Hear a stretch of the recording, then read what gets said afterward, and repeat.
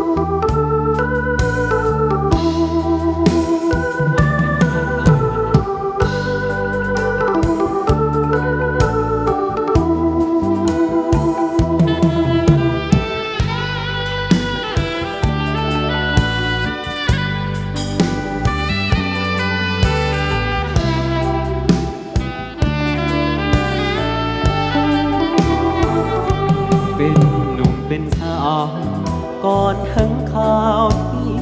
จะแต่งงานของหากันมาตั้งนานสาบานกันตั้งหลายปีจึงตัดสินใจแต่งกันไปตามประเพณีเขาขอไว้พรเต็มที่วิวาอย่าได้มนมองให้เจ้ามีเงินมีคำเป็นหมื่นเป็นล้านชีวิตหลังการแต่งงานจงสุขสันต์ด้วยกันทั้งสองขอให้เรื่องนี้เกียรติสถิตในแผ่นดินทองโอยไทยอย่าได้มาต้องมองความหักหายจีหลังว่าทำตัวเหมือนสาวเท่านั้นเมียหาคือผู้ตามมาสมดังว่าเป็นสร้างเข้าหลังสวยกันทำมาหากินเป็นทินเป็นทางสองแนวคิดจะเหินห่างมียังค่อยเว้ากันขอให้ทั้งสองเป็นทองแค่เดียวเลื่อยไปของหาด้วยความแจ่มใสเลื่อยไปสู่กาลนานคือเท่ายอดทองกระบอกยอดเพชรด้วยกันหัวเดียวเมียเดียวเท่านั้นสวรรค์จึงเมตตาปราณี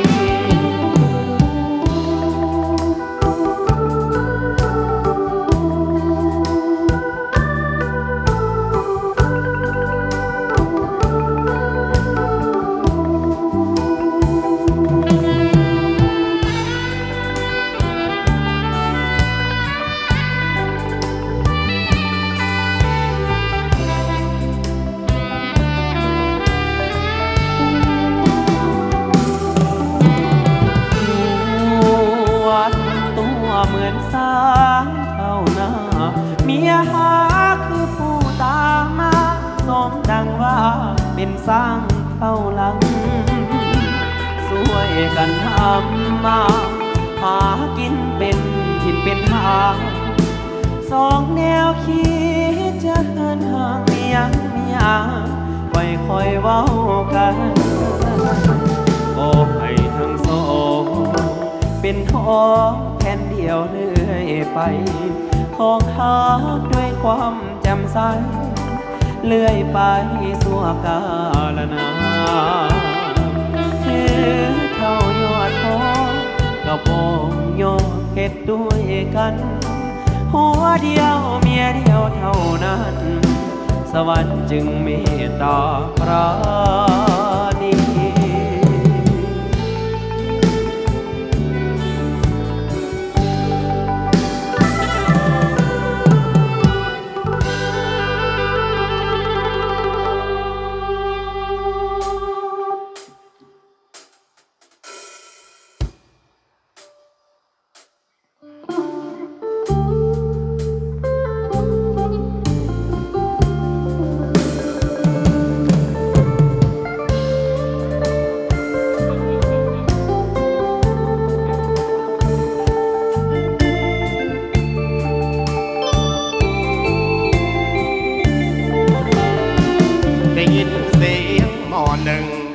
ดัง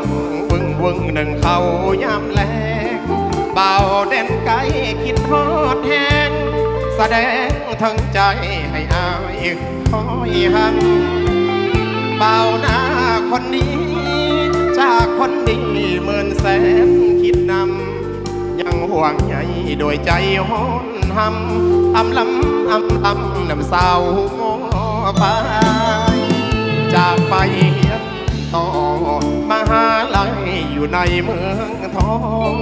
ไอแสนห่วงนวลน้องสัมพันธ์เฮาสองผูกพันมันนายเหมือนวันพันปีสิบ่มีสาวอื่นเคียงกายสิ สี่ห้องใจอายมอบหมายให้สาวแก้มใสห่วงหาพรเสียงอย่างน้องห้องนี้หมดเลยคือตั้งใจอายหลายเดมอหนึ่งห้องคือน้องเอิญหางลมพัดพาเสียงดังมาวนน้องลาขอโทษไอ้บ่ได้รับสายแมสเซจน้องนั้นเบอร์โทรน้องนั้นบ่ได้ตอบพันอ่อนลิ้นเฟซบุ๊กบ่ได้ถือก่อนพอตอนนี้อายต้องต่อการเฮียนอายลืมบ่ได้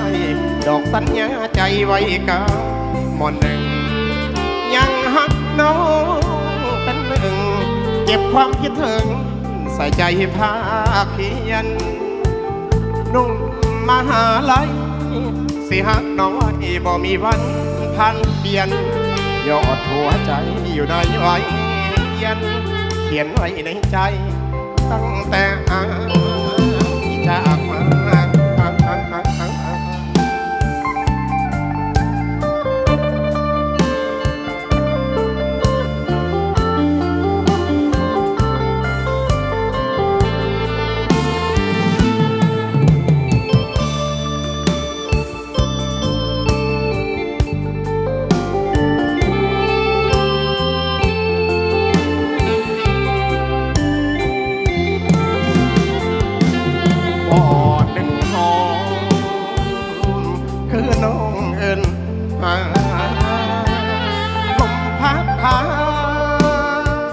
เสียงดังมา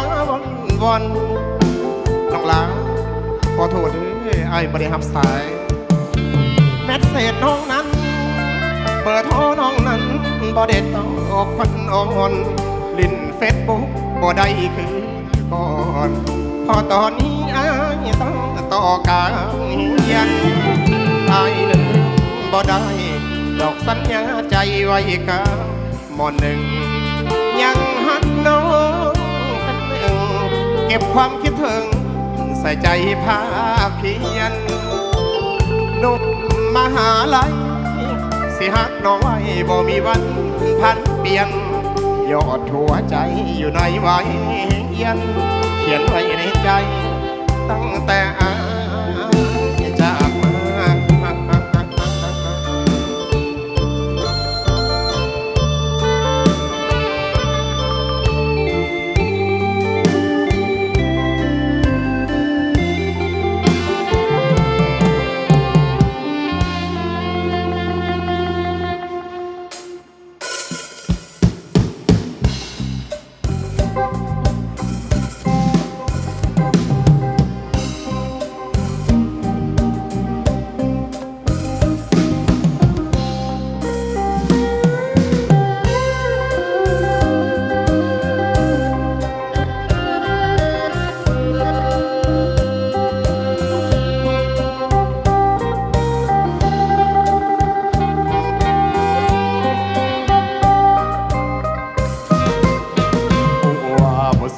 จึงขอฝากลมมาดม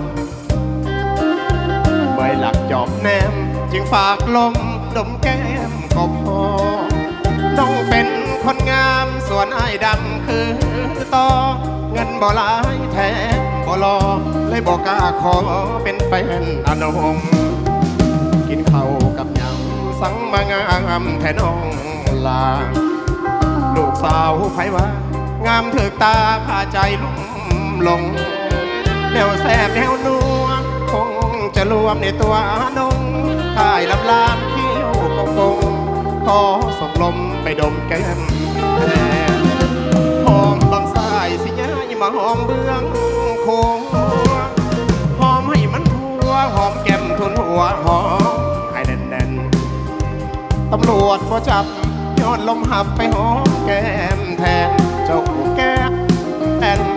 อยากเป็นแฟนของเจ้าแห่งบัวผสมจึงขอฝากลมมาดมแก้มเจ้าดมอยู่บ่เศร้าดมตอนเศร้าตอนเที่ยงตอนแลงหากให้เป็นลม คงสิสมหัวใจอย่างแห้งสิเที่ยวหอมแก้มคำแพงในยามเมื่อแลงยามน้องเขานอน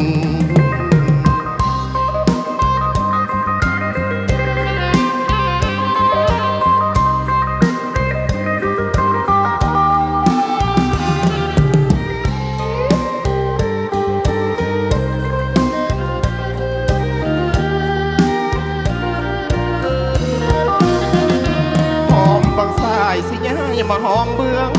โคงหอมให้มันทั่วหอมแก้มทุนหัวหอมให้แน่นๆตำรวจบ่จับย้อนลมหับไปหอมแก้มแทน เจ้าผูกแก้มเป็นแว่นอ้ายอยากเป็นแฟนของเจ้าแห่งแห่งบัวบ่สมจึงขอฝากลมมาดมแก้มเจ้า ดมอยู่บ่เศร้าดมตอนเศร้าตอนเที่ยงตอนแลงหากอายเป็นลมคงสิสมหัวใจอย่างแห้งสิเที่ยวหอมแก้มคำแพงในยามมื้อแลงยามน้องเขานอน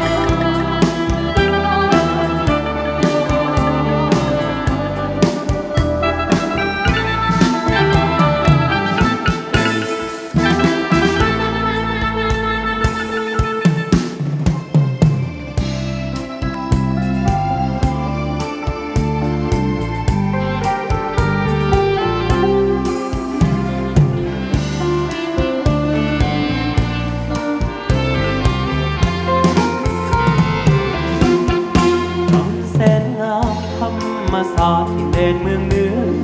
สุขใจเหลือเมื่อได้มาทั้งอุดมใสเห็นคุณงามของธรรมศาสตร์สดใสน้ำโพเจ้าเอ่ยลินไหลน้ำใจภาษาแสนงามน้ำแสนงามเมื่อยามอาเวนพ้นขอบฟ้าขอบทุ่งนาเขียวสุดสายตาเขียวอุ่มทุ่มมองสองเมืองใสน้องหัวยุ่งน้องเอ่ยเห็ดหน้าแสงแข่งขันกันกับเพลงสาวป่าดงแห่งนี้สดชื่นสีวีชีวิตไม่ได้มาเอาสาวสนผู้คนสร้างสรรค์ใต้การนำพาขอบฟ้าสีทองอุดมใสแสนงามวิไลสดใสเมืองโพฟังลาได้ปองโดสวยกันสร้างสรรค์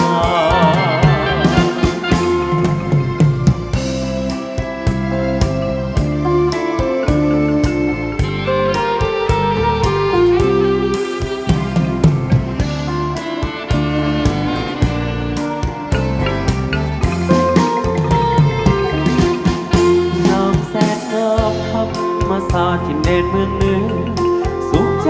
เหลือเมื่อได้มาเท่าดมใสเห็นคุณงามของธรรมศาสตร์สดใสน้ำพอจะอื้อลินไหลน้อมใจภาษาแสนงาม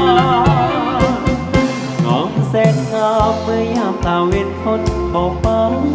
ขอบทุ่งนาเขียวสุดสายตาเขียวอุ่มทุ่มน้องสอเมืองใสน้องหัวยุ่งน้องเอ๋ยเห็นหน้าแสงแข่งขันกันกับเพศสายขอบภูเขาป่าดงแห่งนี้สดชื่นสีวีชีวิตไม่ได้มาปองสาวสนผู้คนสร้างสรรค์ในการนำพาขอบฟ้าสีทองอุดมใสแสนงามวิไลสดใสเพื่อพอปองสาวพี่น้องได้มองโลกสวยกันสร้างสรรค์ว่าสาวพี่น้องได้มองโลกสวยกันสร้างสรรค์